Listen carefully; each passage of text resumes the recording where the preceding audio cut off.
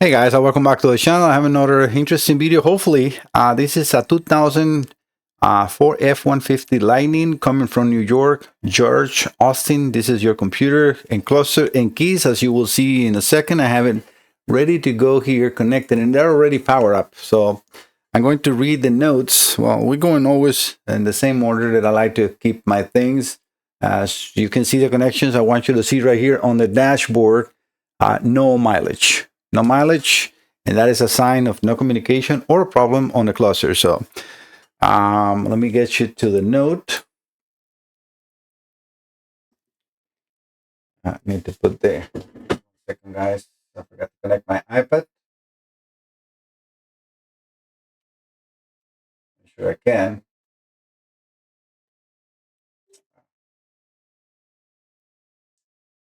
Tell you when it was actually working.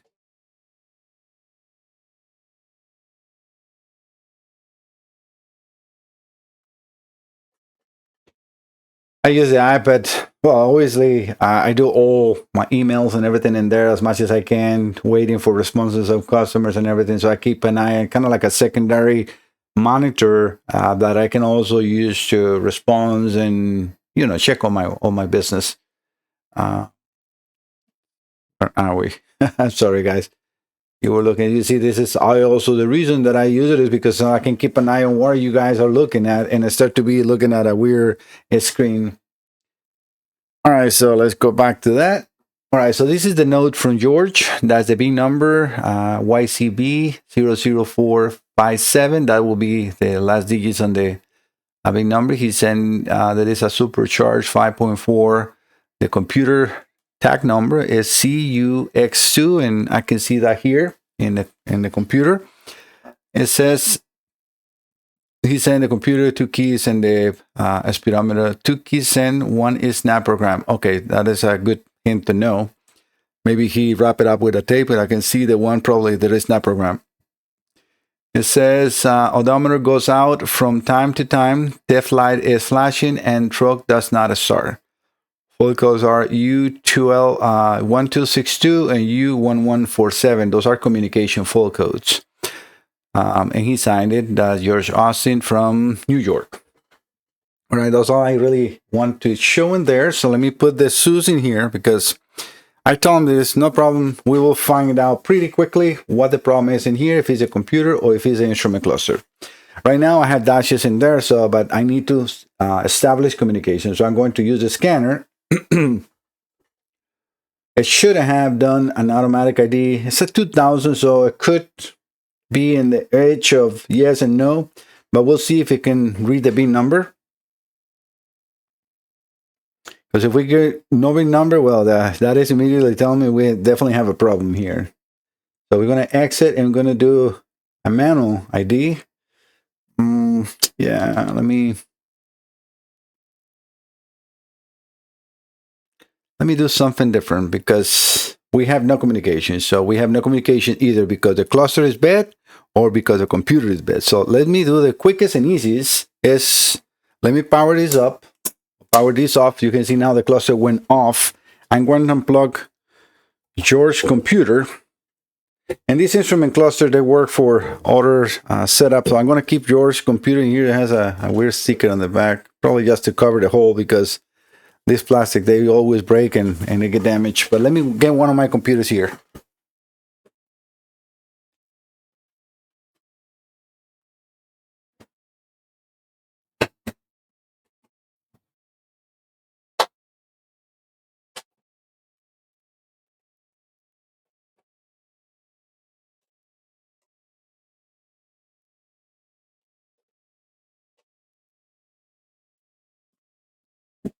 It is not the same part number, but that's really like, I don't really need that. All I need is to see if the cluster read mileage or not with this computer.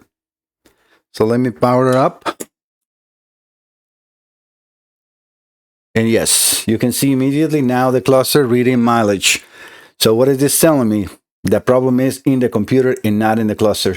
And I can actually connect another cluster of mine and do the same thing. But now we know for sure that the problem is there. Let me actually attempt now a communication. So I'm going to 4. And it's attempting an automatic I did without even me asking for. You see, immediately read the VIN number of my computer, and that is a 2002.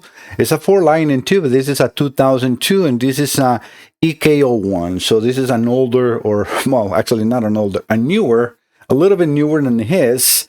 But we can see immediately communication and the VIN number on the cluster. What is this telling me? The problem is actually in the computer. So now let's do the same thing. I'm going to exit here. Actually, let me just click in here. All right, we're going to power off. So just keep an eye on the cluster. I'm powering off the cluster. You can see it went completely dark. And we're going to plug George once again. And power it up. We can see the TEF light blinking, dashes on the instrument cluster, no communication. This is definitely a dead computer. So we have problems in here, George. Your problem is most likely in the PCM. So I'm going to now open that computer and see what I can do for George. So let me open this up and I'll be right back, guys. Alright guys, just a short update. I am actually in the process of replacing the microprocessor, which I already removed. I got the heater, and I'm using the Hakko heater this time. This is the old microprocessor, and I have the new one on top of the other component in there, just to transfer the heat, because you want to make sure that it is on the correct temperature, and that will make the installation properly bond. But everything is going smooth. Hopefully we can just correct the situation with this. I'm using a Kevlar sleeve to protect myself from the temperature as well. All right, guys, let me keep going. I'll be right back. All right, guys, this has been a long day on this instrument cluster and computer setup. Oh my God, it's been a lot of work. He already paid for the repair. I said, you know, I definitely know that I can repair, but I didn't know it was going to be so hard. This computer was actually really tricky. I replaced a microprocessor, and it still was giving me problems. I have to completely resolder some of the areas for the SCP communication, and now it's finally working. So let me, yeah, I think I can probably just put the, no, I need to put the camera. Give me 1 second. All right, I have the iPad now connected so I can see what you guys are seeing. I'm going to put the full probe into my view, and also yours, right? Very important. Where is it? Here. There you go. Now you have it. Yeah, that's not the view that I want you to see. Okay. Now let's power this up first. I want you to see now that mileage is going to be reading nice and bright. TEF light is off. This has 133 to 145. No, 133, 324.5 miles. All right, let me put the ignition. And I'm going to supply first the signal 51, which is the lowest speed RPMs. TEF light is off. Everything is good. Perfect. So we got injectors and coil firing perfectly. And I can move you over to this screen. And now I can move the full probe away of the capture, because I want you to see these are actually the low boxes. So it's 8 coil, 8 injectors, and I can hear them working really good. And because the software only shows 4 injectors and 2 coils. Not sure why they did it like that, but again, I didn't make that tool. So let me put the full probe back in here, and let's get back into here. So George concern is odometer goes out from time to time. TEF light is flashing and truck does not start. All codes are, obviously, we had those situations before. And I want you to see that we no longer have that issue. It's running good, no TEF light. George, I could not program that auto key that you have here. I'm sorry, but it's something wrong with the transponder on that key. I cannot program it. And so we have only one working key, or you have only one working key. But yeah, everything is now working good. So I'm going to turn off again this and do the same test one more time. Let me do the test that I usually do for these vehicles, which is kill the computer by leaving the full probe with the signal on 400 RPMs, which I'm going to do. I'm going to put them in 400 RPMs and then start again to make sure it runs instantly. And we can see injectors and coil firing immediately. The instrument cluster, the test light goes out. And we know that the test light will go out because the injectors are firing. So when you have an anti-theft situation, the injectors will be shut down. That is the anti-theft by 4. Coils will keep firing, but not the injectors. This is the way on these old vehicles that they work. But we can see miles. You can see through, hopefully I can do a little bit of a zoom. Yeah, right there. Like that, you guys can see the RPMs in the cluster, nice and steady, and the mileage, no more dashes, no more, because that was actually going off. And sometimes dashes, sometimes nothing. I put a brand new microprocessor in that computer, so, and more than that, it's been a very long day working on this computer, but at least it's fruitful, and it's a good repair. All right, so I'm going to turn the computer back off, turn all this off. I'm going to change the signal. And this is very unique to this simulator that I'm using. It needs to signal because I tried to contact this company to help me out and make a signal that I can use across the board, but they're useless. I honestly am very disappointed with the company. The tool, really good. I wish they would release more. They're like Learn, and it's very good, like subscription. So they make this company, make this, so in order for you to get new signals for RPM, you have to pay them $700 a year. For what? For what? I already bought the tool. So you're telling me that I need to pay you $700 just so you give me more RPM signals, cam and crank sensor signals? They're thief. I mean, that is, if I would have knew that, I would never buy this. And I recommend to nobody to buy this tool, even though it's nice and it has the software and everything, but they're gouging, they're stealing money, because it's no other word that I can use of something that you already purchased, and then every time I turn this software on, it says you're out of subscription, and I have to wait for like 1 minute in order to use the tool. This is very, very wrong, very wrong. But a lot of companies are doing that. I mean, I cannot blame them. They learn from everybody. I remember the old times when you buy, Adobe, and it was a lifetime license, or Norton or so, right?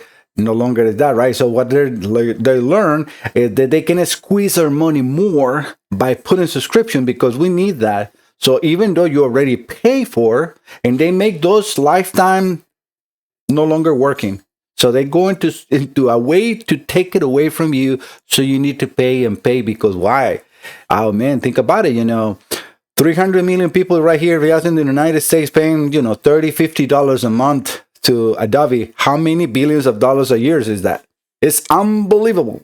And they keep still sucking our money. It's just a never-ending situation. Very sad. So again, I cannot blame the company. They learn from the big ones, right? All right, so I put the Signal 7, which is for the high speed RPMs, and I'm going to turn the computer on back again to see the anti-theft light and the mileage, make sure everything is normal, and it is. And now I'm going to put them into like 1200 RPMs, and since that happens, I now can bring it down to like 700 or 650 RPMs, and we can see the injection millisecond being or happening more normally instead of a cranking mode, because when it's in cranking mode, the computer will wind in that signal more to provide more fuel for the car to start. That's why I'm changing the signal, because now we can see that it's a completely different, and I can hear it's running really, really good. So George, you're going to be very happy. Your setup is now fully functional. Everything is working good. No dashes, no more anti-theft flashing. Everything is good and ready to go back to you. You're ready to pay for the full repair. So thank you so much, George, for trusting my Salazar Diagnostics. If you have a problem with any of these vehicles, you're in the best hands. I am an expert on these vehicles and almost in everything that I do, because I don't go just halfway on anything that I repair. If I see there is a repair, I will buy a computer and dissect all the signals, cut the board till I learn exactly where they go, do the reverse engineering, find the parts so I can give you a full service. Otherwise, I would not work on it. And that's just the way I am, because I don't want to be, I cannot, or obviously like in the F-150s, there are components that cannot be replaced. Well, that is a limitation of the component, not because I couldn't, I wasn't getting what is necessary to do. It's just impossible to do. But on these ones, everything is replaceable. As long as you don't have a hole through the board, I will be able to repair it. And that is 100%, as you can see, another successful repair. If you're here in the channel, please don't forget to subscribe. That really helped my small business enormously. Every time you do that, YouTube promotes my videos more and more, and that's how you find me. It's also for free. So if you do so, thank you so much. I really appreciate it. All right, guys, this is the end. Again, just a very good and successful repair. I hope that you like that I show a little bit on the process of what I'm doing and everything, not the whole thing, because, again, the secret sauce, I don't want to teach a big company they can erase me, because otherwise I will disappear, right? All right, see you next time. Bye-bye.